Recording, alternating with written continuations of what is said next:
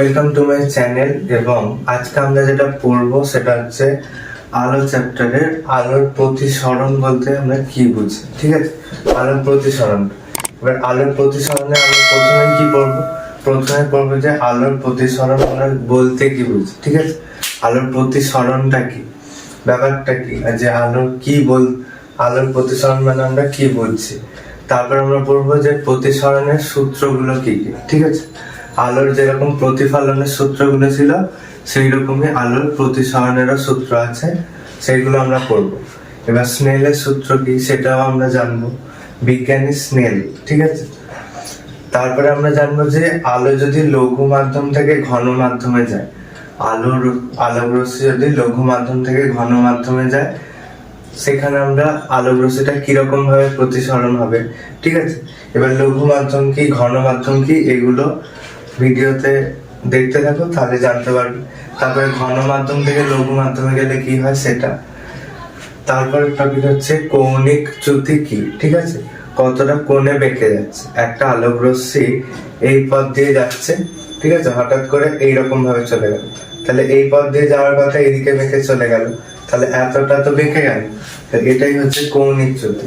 Details আরো পড়বো, তখন বুঝতে পারবে। ঠিক আছে, তাহলে আমরা আজকে এই 5টা টপিক কভার করব। যে এই ভিডিওটায় আলোর প্রতিসরণ কি, প্রতিসরণের সূত্রগুলো, স্নেলের সূত্র, লঘু মাধ্যম থেকে ঘন মাধ্যমে গেলে কি হয়, আর ঘন মাধ্যম থেকে লঘু মাধ্যমে গেলে কি হয়, এবং কৌণিক চ্যুতি বলতে আমরা কি বুঝি। ঠিক আছে, আচ্ছা এবার হচ্ছে প্রথমে আমরা কি জানবো যে আলোর প্রতিসরণটা কি, তাই? তাহলে আলোর প্রতিসরণ কি বলছে। আচ্ছা, প্রথমে আমরা এটুকু জানি যে আলোটা কোন মাধ্যম দিয়ে চলাফেরা করে। ঠিক আছে, কোন মাধ্যম দিয়ে চলাফেরা করে? একটা কি কাঠের মধ্যে দিয়ে চলে যেতে পারে, লোহার মাধ্যম দিয়ে, বা এই বোর্ডটা ভেদ করে যাচ্ছে কি? যাচ্ছে না তো। তাহলে কোন মাধ্যম দিয়ে চলাফেরা করে আলো? একটা স্বচ্ছ মাধ্যম দিয়ে, মানে যেটার এপার ওপার আবছা হোক বা এমনি ঝাপসা হোক দেখা যায় এপার ওপার। ঠিক আছে, তাহলে আলোক রশ্মি কোথায় দিয়ে যায় না, স্বচ্ছ মাধ্যম দিয়ে যায়। তাহলে কি বলছে আলোর প্রতিসরণ কাকে বলে? একটি সমশব্দ মাধ্যম থেকে আলোক রশ্মি ভিন্ন ঘনত্বের অপর একটি স্বচ্ছ মাধ্যমে তির্যক ভাবে, ঠিক আছে, তির্যক ভাবে আপতিত হলে ওই আলোক রশ্মি দিক পরিবর্তন করে দ্বিতীয় মাধ্যমে প্রবেশ করে।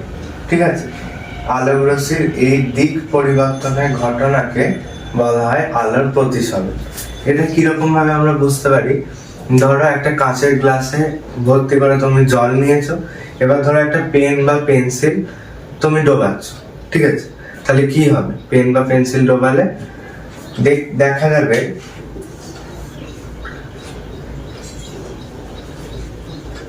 এরকম একটা পাত্র নিয়েছো। ঠিক আছে, পেন্সিলটা তো তুমি ডোবালে, ঠিক আছে, এইরকম আর যাবে না, দেখবে যে এরকম বেঁকে গেছে। ঠিক আছে, দেখে মনে হবে যেন পেন্সিলটা বাঁকা। ঠিক আছে, এই যে ঘটনাটা, এটাই হচ্ছে আলোর প্রতিসরণ।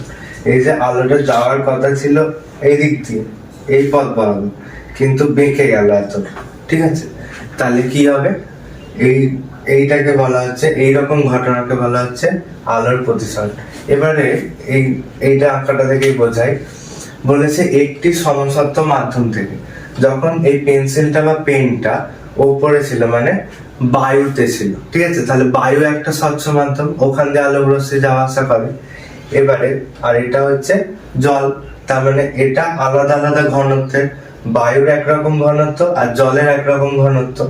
এবারে বলছে স্বচ্ছ মাধ্যম থেকে, একটি সমসত্ব স্বচ্ছ মাধ্যম থেকে আলোক রশ্মি ভিন্ন ঘনত্বের, বায়ু আর জলটা আলাদা ঘনত্ব, তাহলে ভিন্ন ঘনত্বের অপর একটি স্বচ্ছ মাধ্যমে তির্যক ভাবে আপতিত হলে, তির্যক ভাবে মানে এরকম লম্ব ভাবে না, এরকম তির্যক ভাবে। ঠিক আছে, এইরকম তির্যক ভাবে যদি আপতিত হয়, তাহলে ওই আলোক রশ্মি দিক পরিবর্তন করে দ্বিতীয় মাধ্যমে প্রবেশ করে। মানে এই যে এই বিন্দুটাতেই তো দ্বিতীয় মাধ্যমে প্রবেশ করছে।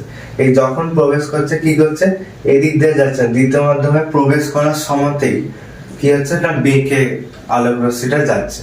এই যে আলোক রশ্মির এই দিক পরিবর্তনের ঘটনাটাকেই আমরা বলি আলোর প্রতিসরণ। ঠিক আছে, তাহলে আলোর প্রতিসরণ কি বোঝা গেল? প্রতিসরণ মানে হচ্ছে যতটা পথ যাওয়ার কথা, ধরো এরকম ভাবে আলোক রশ্মিটা আসছে, সেই মাধ্যমে বেঁকে যাবে। ঠিক আছে, তাহলে আলোক রশ্মির প্রতিসরণ মানে হচ্ছে আলোক রশ্মি যে এক মাধ্যম থেকে অন্য মাধ্যমে যাওয়ার সময় যে দিকটা পরিবর্তন করে নেয়, এটাকেই বলা হচ্ছে, এই ঘটনাটাকেই বলা হচ্ছে আলোর প্রতিসরণ।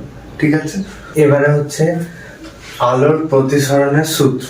ঠিক আছে, আলোর প্রতিসরণের দুটো সূত্র আছে, 1 নম্বর সূত্র আর 2 নম্বর সূত্র। এবার প্রথম সূত্রটা কি বলছে না, আপাতিত রশ্মি, ঠিক আছে, আপাতিত রশ্মি প্রতিসৃত রশ্মি আপাতন বিন্দুতে অঙ্কিত অভিলম্ব একই সমতলে থাকে। ঠিক আছে, তাহলে একই সমতলে থাকে, কি বোঝা গেল এটা দিয়ে? আরেকবার বলছি, আপাতিত রশ্মি প্রতিসৃত রশ্মি আপাতন বিন্দুতে অঙ্কিত অভিলম্ব একই সমতলে থাকে। এবার এটা দিয়ে আমরা কি বোঝাতে চাইছি বলি, ধরো দুটো মাধ্যম আছে, এটা হচ্ছে প্রথম মাধ্যম আর এটা হচ্ছে দ্বিতীয় মাধ্যম। ঠিক আছে, এবারে আলোক রশ্মিটা আসছে, প্রতিসরণের এটা কি ছিল শর্তটা, যে আলোক রশ্মিটা তির্যক ভাবে পড়তে হবে, তাই তো? তাহলে লম্ব হয় না, তির্যক ভাবে পড়লো, পড়ে কি হচ্ছে, এখানে একটা অভিলম্ব অঙ্কন করা হবে, এবারে এরকম বেঁকে যাবে। ঠিক আছে, এবারে এখানে কি বলছে, আলোর আঁকার ক্ষেত্রে কিন্তু অ্যারো গুলো খুব ইম্পর্টেন্ট, মানে আলোক রশ্মিটা কোন দিক থেকে কোন দিকে যাচ্ছে। ঠিক আছে, ওই জন্য এবারে আপাতিত রশ্মি মানে কি, এই যে ধরো নাম দিলাম এ বি সি, তাহলে এ বিটা হচ্ছে আমাদের আপাতিত রশ্মি। প্রতিসৃত রশ্মি কি, প্রতিসৃত রশ্মি মানে হচ্ছে বি আর সি। ঠিক আছে, বি সিটা হচ্ছে প্রতিসৃত রশ্মি। আপাতন বিন্দু মানে এই যে এই বিন্দুটায় অঙ্কিত অভিলম্ব, এই যে এইটা অভিলম্বটা একই সমতলে থাকে। ঠিক আছে, একই সমতলে থাকে, বোঝা গেল কি বললাম? আপাতিত রশ্মি প্রতিসৃত রশ্মি এবং আপাতন বিন্দুতে অঙ্কিত অভিলম্ব একই সমতলে থাকে, বুঝে গেল? আচ্ছা, এবার 2 নম্বর সূত্রটা আছে। 2 নম্বর সূত্রটা একটুখানি বুঝতে হবে, কি বলছে না, দুটি নির্দিষ্ট মাধ্যমে আঁকি একটু।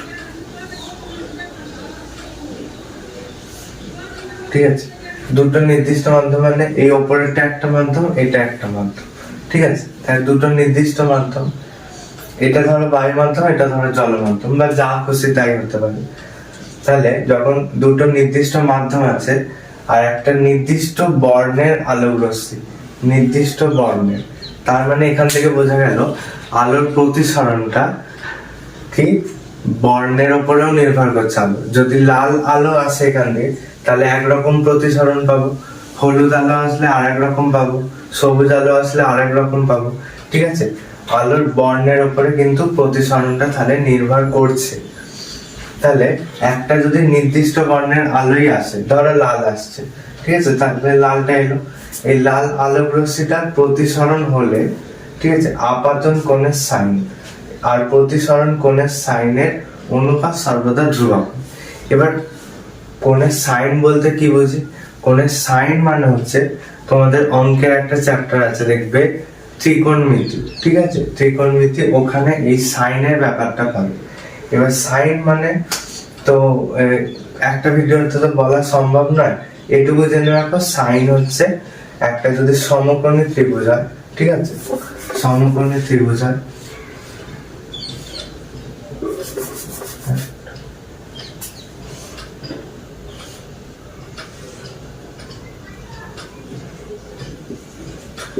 ABC, ঠিক আছে, সাইন মানে হচ্ছে একটা যদি সমকোণী ত্রিভুজ হয়, তাহলে এটা যদি আমাদের কোণটা হয়, ঠিক আছে, এটাকে আমরা ধরো থিটা নাম দিচ্ছি, তাহলে সাইন থিটা কি হবে?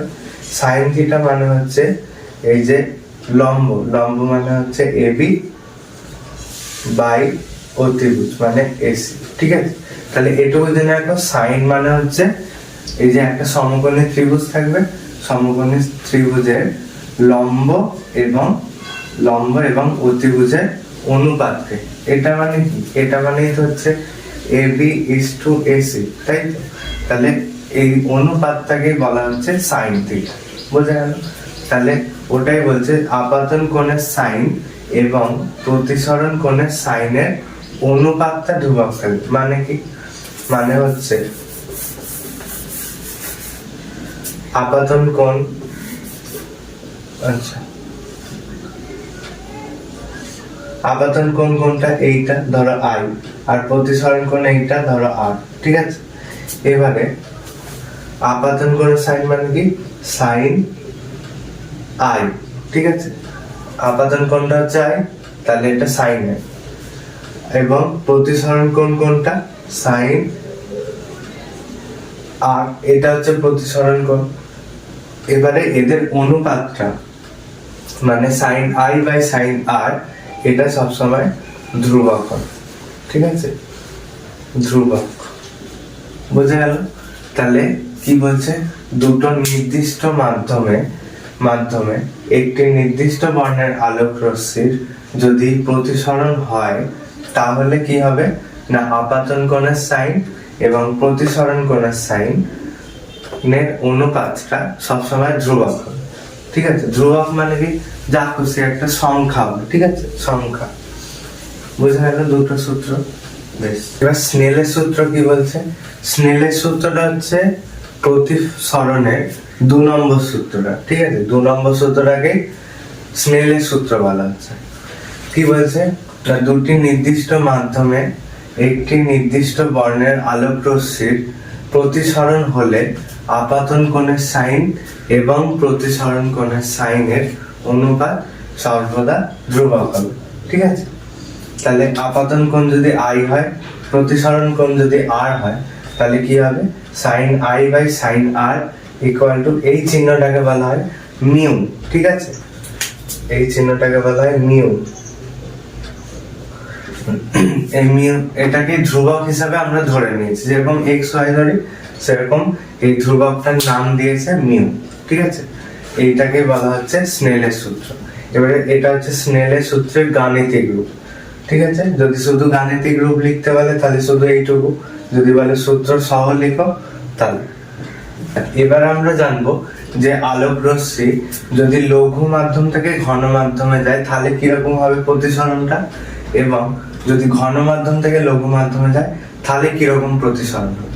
প্রথমে আছে লঘু মাধ্যম থেকে ঘন মাধ্যম।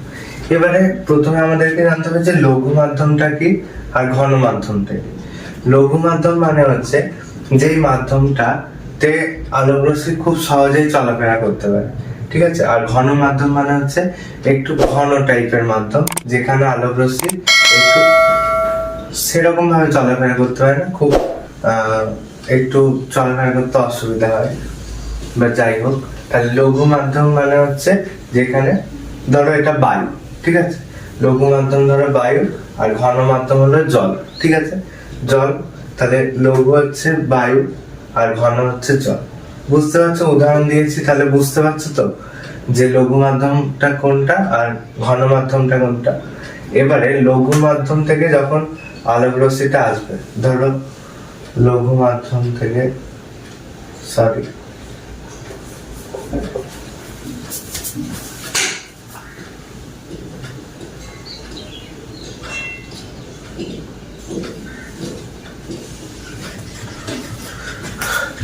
ধরো লঘু মাধ্যমে এরকম ভাবে এলো আলোক রশ্মিটা, এসে ঘন মাধ্যমে আপতিত হয়ে এটা কি হবে? আচ্ছা, এটা হচ্ছে আমাদের কি অভিলম্ব,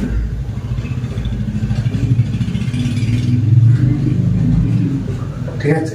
যদি লঘু মাধ্যম থেকে ঘন মাধ্যমে আসে আলোক রশ্মিটা, তাহলে এই অভিলম্বের আলোক রশ্মিটা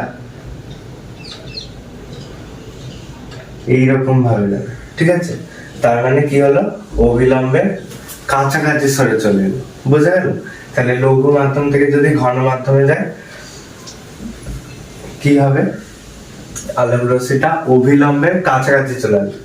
এবারে যদি এখানটা আই হয়, ঠিক আছে, একটা মুছে গেল, এটা যদি আই হয় এবারে, আর এটা যদি প্রতিসরণ কোণটা আর হয়, তাহলে কোনটা বড় হলো, আইটা বড় হয়ে গেল, বুঝা গেল? আর আলোক রশ্মিটা কোনখান দিয়ে যাওয়ার কথা, এই যে এই পথে, তাই তো? তাহলে এই পথে গেল না, এতটা বেঁকে চলে গেল, ঠিক আছে? তাহলে এই কোণটা আমরা পরেরটা নির্ণয় করতে জানবো, কৌণিক বিচ্যুতি বা কৌণিক চ্যুতিটা কি, ঠিক আছে? শুধু এইটুকু এখন জেনে রাখো যে লঘু মাধ্যম থেকে ঘন মাধ্যমে গেলে আলোক রশ্মিটা কি হয় না, অভিলম্বের কাছাকাছি চলে আসে। আর এখানে ঠিক উল্টোটা হবে, মানে ধরো আলোক রশ্মিটা কি হলো না, ঘন মাধ্যমে থেকে এসছে, ঠিক আছে? লঘু মাধ্যমে কি হবে, অভিলম্ব থেকে এতটা দূরে সরে যাচ্ছে, ঠিক আছে? তাহলে যখন ঘন মাধ্যম থেকে লঘু মাধ্যমে আসবে তখন কি হবে, আলোক রশ্মিটা অভিলম্ব থেকে দূরে সরে যাবে আর ঘন মাধ্যমে কাছাকাছি চলে আসবে, এটুকু খালি মনে রাখতে হবে, ঠিক আছে? তাহলে এটা বোঝা গেছে যে লঘু মাধ্যম থেকে ঘন মাধ্যমে গেলে কি হয়, আর ঘন মাধ্যম থেকে লঘু মাধ্যমে গেলে কি রকম হয়, বোঝা গেছে?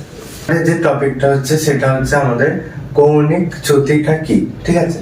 কি বলছে, একটি মাধ্যম থেকে আলোক রশ্মি অপর একটি মাধ্যমে প্রতিসরণের ফলে আলোক রশ্মি পূর্বের অবস্থান থেকে যত ডিগ্রি কোণে সরে যায় তাকে ওই রশ্মির কৌণিক চ্যুতি বলা হচ্ছে। মানে আলোক রশ্মি এক মাধ্যম থেকে অন্য মাধ্যমে যাচ্ছে, এই যে মাধ্যমে যাওয়ার সময় বা প্রতিসরণের সময় কি হচ্ছে না, আগের অবস্থানটা কিরকম ছিল, এই যে এরকম সোজা ছিল, কিন্তু এতটা বেঁকে গেছে, তাই তো? এই যে যত ডিগ্রি বেঁকে গেছে, ঠিক আছে, এই বেঁকে গেছে যত ডিগ্রি, এই কোণটাকে বলা হচ্ছে চ্যুতি কোণ। তাহলে এইটাকে আমরা কি বলবো, এটাকে ধরো ডেল্টা দিয়ে বলছি, তাহলে চ্যুতি কোণ ডেল্টা সমান সমান, এই চিহ্নটাকে বলা হয় ডেল্টা, ঠিক আছে? এই ডেল্টা সমান সমান, আচ্ছা এই কোণটা আর এই কোণটা সমান হবে, তাই তো? যদি এরকম হয় অভিলম্ব, তাহলে এই আইটা আর এটা হচ্ছে আর প্লাস ডেল্টা, তাহলে আই সমান সমান কি হবে, আর প্লাস ডেল্টা। তাহলে আমরা ডেল্টার মানটা বার করতে চাই, তাহলে ডেল্টার মানটা কি হবে, i minus r equal to delta, ঠিক আছে? বোঝা গেল? তাহলে ডেল্টা সমান সমান আই মাইনাস আর। এবারে ধরো দিয়ে দিয়েছে যে আপাতন কোণ 50 ডিগ্রি আর প্রতিসরণ কোণ 20 ডিগ্রি, ঠিক আছে? তাহলে চ্যুতি কোণ কত, তাহলে চ্যুতি কোণ কত হবে, ডেল্টা সমান সমান আই মানে কত 50 মাইনাস আর মানে কত 20, তাহলে কত হবে 30 ডিগ্রি, বোঝা গেল? তাহলে কৌণিক চ্যুতিটা কিরকম হবে, আই মাইনাস আর, বোঝা গেল?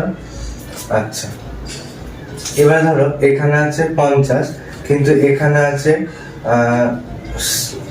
70 ডিগ্রি, তাহলে কি হবে, আই মাইনাস আর করলে কত হবে, ডেল্টা সমান সমান 50 ডিগ্রি মাইনাস 70 ডিগ্রি, ঠিক আছে? তাহলে এটা কত হবে, মাইনাস 20 হবে। কিন্তু এখানে আমরা ডেল্টাটা সবসময় পজিটিভ মানটাই নেব, নেগেটিভ বেরোলো পজিটিভ মানটা, কারণ এইটা হচ্ছে কতটা কোণ সরে গেছে, ঠিক আছে? কোনটা কোনদিনও মাইনাস হতে পারবে না, ওই জন্য এটা আমরা পজিটিভটা নেব, তাহলে এটা হবে 20 ডিগ্রি, বোঝা গেল? তাহলে কৌণিক বিচ্যুতিটা কি, কৌণিক বিচ্যুতি কিভাবে বের করা যায়, এই সমস্ত বোঝা গেল? না বুঝতে পারলে কমেন্ট করবে, ঠিক আছে? আমি উত্তর দেব।